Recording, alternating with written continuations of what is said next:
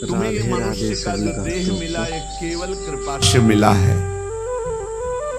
विशेष कृपा ये हो गई कि मनुष्य देह में तुम्हें सत्संग मिल गया। नहीं, कितने लोग हैं इस समय, कितने लोग सत्संग सुन रहे हैं? विचार करके देखो। 135-40 करोड़ जनसंख्या हमारे भारत की ही है। कितने लोग हैं? 1500 लोग होंगे, 2000 होंगे। कितने लोग सुन रहे हैं? कितना अहोभाग्य है। इस समय हम भगवत चर्चा सुन रहे हैं यमुना जी के पावन पुलिन पे बैठकर। यही यमुना प्रवाहित होती थी। ये पुलिन है जहां पर बैठे हो, यमुना जी की धारा यही बहती थी परिक्रमा मार्ग में। कालीदय में देखो सीढ़ियां बनी हुई, यहीं से यमुना जी, ये कालीदय जो कुंड है ये यमुना जी का ही किनारा है। जहां आप बैठे यमुना की धारा में, अब यमुना जी थोड़ा साइड में हो गई। हमें वृंदावन में प्रिया प्रीतम की महान कृपा भरे सत्संग सुनने को मिल रहा है। ये विशेष कृपा। इस पर भी विशेष कृपा कि हमारी बुद्धि भजन करने के लिए सब कुछ त्यागने के लिए तैयार है। विशिष्ट कृपा। हमारी बुद्धि अब कह रही कि छोड़ो सब कुछ, भजन में लगो, भजन में लगो। इस सुअवसर को हाथ से मत जाने देना, नहीं तो कृपा का अपमान करने वाला केवल पछताता ही पछताता है। ये अहेतुकी कृपा हो गई है। तुम बड़े भाग्यवान हो अगर तुम्हारा मन श्री प्रिया प्रीतम के भजन में लग रहा है, तो तुमसे बड़ा कोई राजा नहीं है। दुखी मत हो। और जिनका भजन में मन नहीं लगा, भोगों में लगे, उनसे बड़ा कोई कंगाल नहीं। चाहे कोई कितना भी बड़ा धनी जमींदार, चाहे जितना बड़ा पदाधिकारी हो, यदि भगवान से विमुख है, धर्म से विमुख है, अधर्माचरण करता है और खूब ऐश्वर्य वैभव, तो उससे बड़ा कोई भिखारी नहीं। क्योंकि हाथ में कुछ नहीं लगेगा पाप के सिवा। आज तुम्हारा वास कमजोर है, तुम्हारे खान पान की व्यवस्था कमजोर है, तुम्हारा कोई साथ नहीं दे रहा है, संपत्ति भी नहीं है, लेकिन तुम प्रिया प्रीतम का नाम जप कर रहे हो तो कह रहे तुमसे बड़ा कोई राजा नहीं है। तुम बहुत बड़े धनी हो। देख लेना समय पर जब ये फसल अपना रंग दिखाएगी।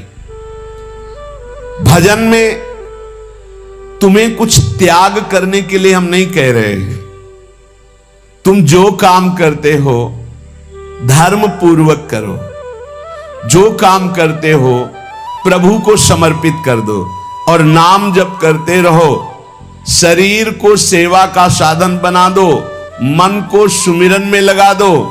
आप देख लेना, अगर अहंकार नहीं करोगे तो तुम्हारा बेड़ा पार हो जाएगा। शरीर को सेवा में लगा दो। जो कर्म करते हो धर्म पूर्वक करो, उनको प्रभु को समर्पित कर दो और नाम जप करो। और अहंकार नहीं करोगे तो बहुत जल्दी तुम ज्ञान को प्राप्त हो जाओगे। तुम्हारे हृदय में ज्ञान प्रकाश हो जाएगा तो अहंकार नष्ट हो जाएगा। अहंकार नष्ट होते ही भगवत तत्व का बोध हो जाता है। देखो, तुम्हें कहीं भागने की जरूरत नहीं है। मन की दिशा जो भोगों की तरफ है उसे मोड़ करके प्रभु की तरफ लगानी है। तुम्हें जो ही प्रभु की तरफ अपने मन को, अपने मुख को मोड़ा, तो बिना साधन किए करोड़ों जन्मों के पाप नष्ट हो जाते हैं।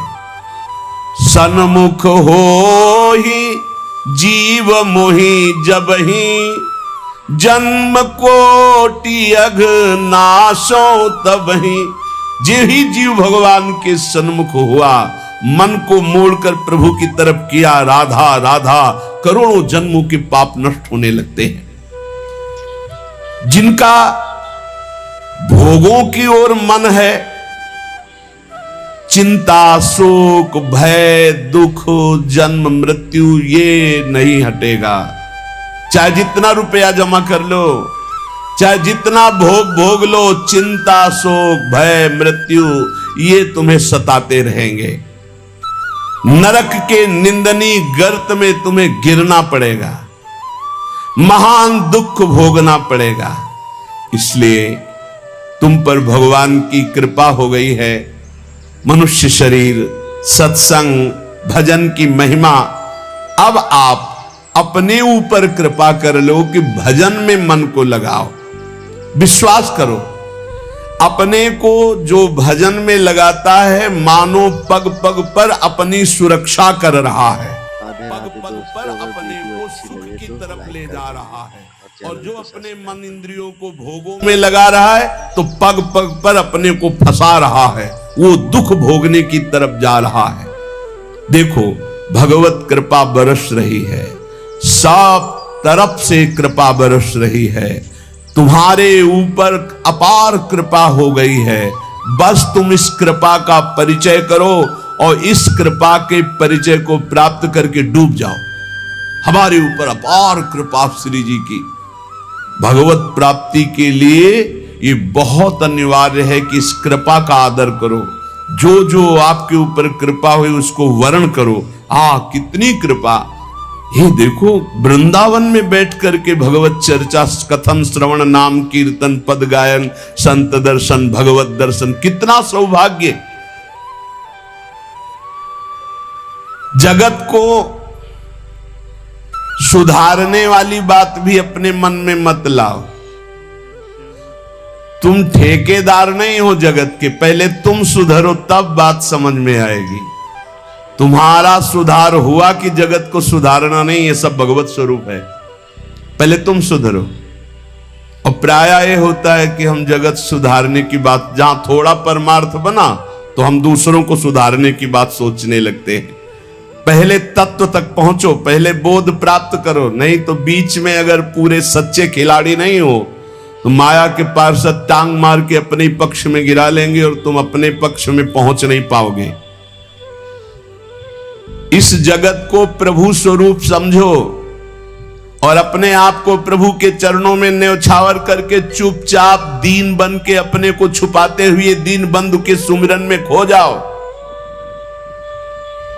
जो थोड़ी भक्ति करके लोगों में परिचय बनाना शुरू कर देते हैं कि मैं भगत हूं, मैं अमुक अनुष्ठान कर रहा हूं, मैं अमुक अमुक साधना कर रहा हूं, बिकने लगते हैं।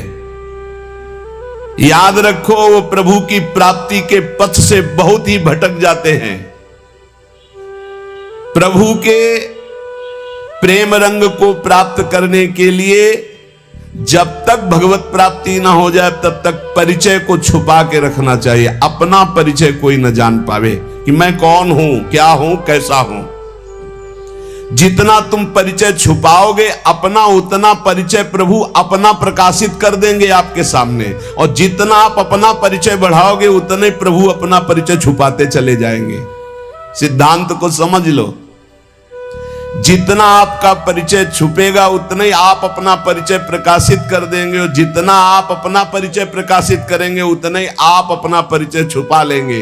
प्रभु याद रखो, तुम्हारे ऊपर कृपा निरंतर बरस रही है।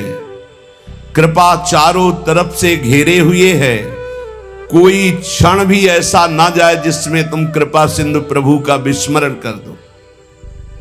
स्मरण परायण रहे, एक भी क्षण स्मरण के बिना ना जाए। कोई भी क्षण ऐसा नहीं जिसमें तुम विस्मरण करो। सावधान, तुम्हारे ऊपर अपार कृपा है। इसी जन्म में भगवत प्राप्ति कर लो। हम 40 वर्ष की स्मृति को देख करके कह रहे हैं, क्योंकि खास स्मृति जो जागृत हुई इसमें बड़ा परिवर्तन, 40 वर्ष में बड़ा परिवर्तन। आगे अगले जन्म में क्या हमको भजन करने के लिए अवसर मिलेगा पता नहीं, कितना विघ्न आ जाएगा। इसलिए तुम वंचित न रह जाओ भगवत प्राप्ति से, नहीं तो बहुत दुख भोगना पड़ेगा।